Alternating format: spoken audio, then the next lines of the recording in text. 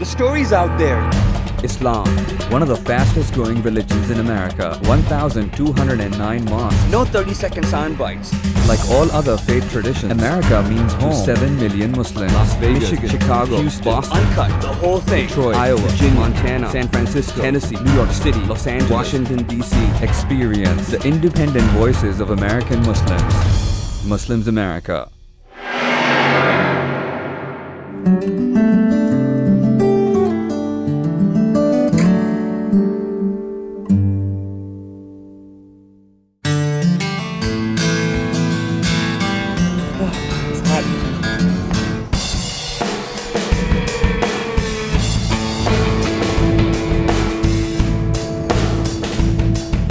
For the past few days, we've been roaming the streets of Tampa, Florida, spending time with a group of Muslim women from Piedad.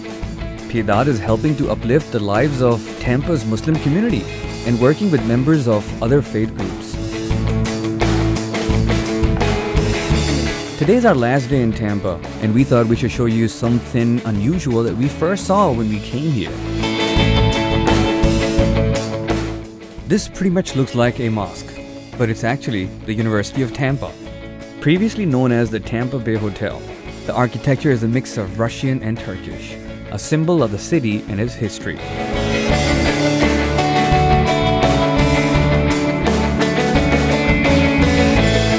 But the reason why I'm here is because I wanted to ask Khadija Rivera of Piedad, what's making people convert or revert to Islam?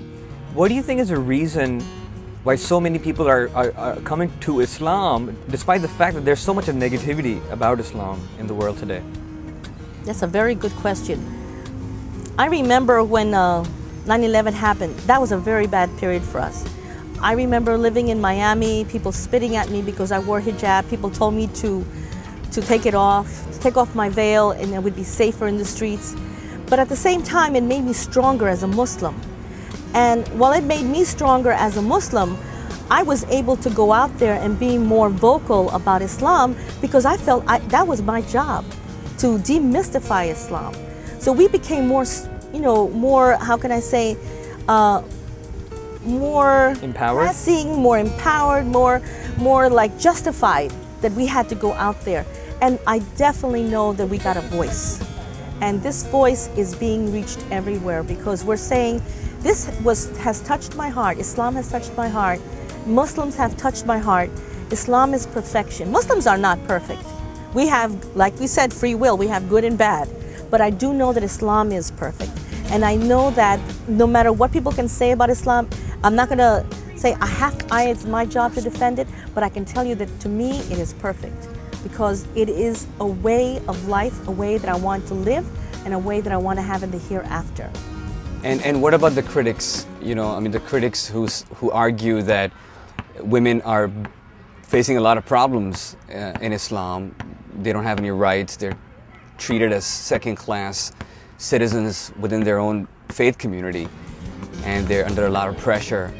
Well, and I'll take for example things that happen, and it's more culturally based again, but some things that happen such as the honor killings, and then they attribute that to being Islamic. No, that's not Islam. It's not Islam by any way, shape, or form. It's a cultural thing that happens in certain cultures.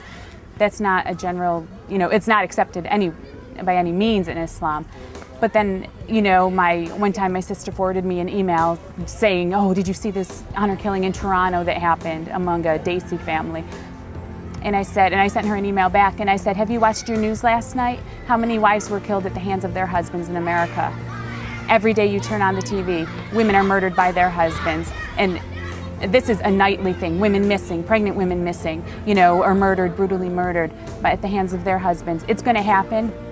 It's going to happen in all, races, all cultures, all religions. It's going to happen. It's not happening because of the religion. It's the person that's doing it, and they have to take responsibility for that. How can we convince the rest of the world that it is a perfect faith for you? I'm not talking about converting people. I'm just talking about just to give them information that with Muslims you have nothing to be afraid of. I think that they have to see the peace in it. I think that when I first walked into a mosque, a real mosque, a real practicing Sunni mosque, I felt so elated. I felt like I had stepped foot in a cloud, because the serenity in the room, the beauty of the people praying to one God, everybody in the same direction at the same time, and knowing that all over the world, in the 24-hour period, people are praying towards Mecca, and Mecca is just a location, but in reality, it's just a focal point. There's nothing in there. People think, oh, it must be like a holy place where there's statues. There's nothing there. But it was so beautiful to know that all these prayers at 24 hours a day are being given to God to worship Him. I feel that they have to understand that Islam is a religion of peace and beautiful, and it helps you in your soul, it helps you with your family, with your dealings on your job. You always strive for perfection in whatever you do. This to me is real Islam. This to me is peace, serenity, and submission to God. Do you think that it's also the responsibility of other people to go and find out the truth? Yes, yes. It's like everything in life, you have to look and seek. You have to research it and look at it. Islam itself is open. You can go into any mosque and ask questions, but you should also not fear the Muslim.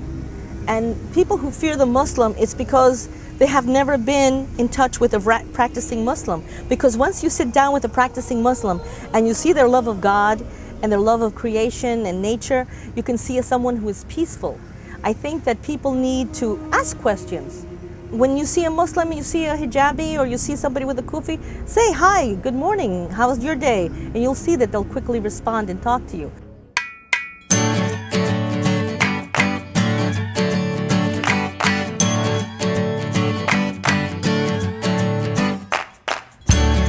Lots of things are happening today. Luckily, on our last day in Tampa, Khadija Rivera and Jill Mraida, along with their other friends and family, are celebrating the wedding of their friend Esperanza. Esperanza is getting married with Habib. Habib is from Morocco. Esperanza is from Tampa. And their love story was a coincidence. And it all began over the internet. But we'll get into that a little later. But before the wedding, Khadija and Jill have to do some quick chores.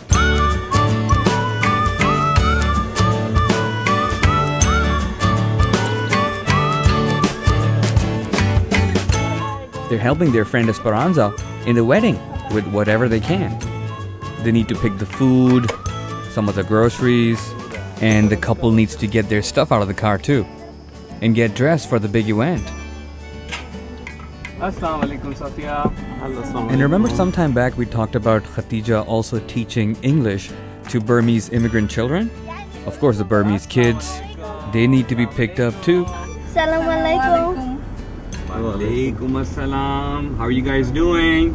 Good. Thank you. And the kids showed us how much they've learned.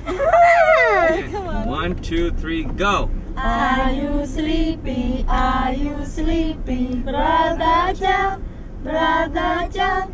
Where the bells are ringing, where the bells are ringing. Ding dong ding, ding dong ding. Allah Akbar.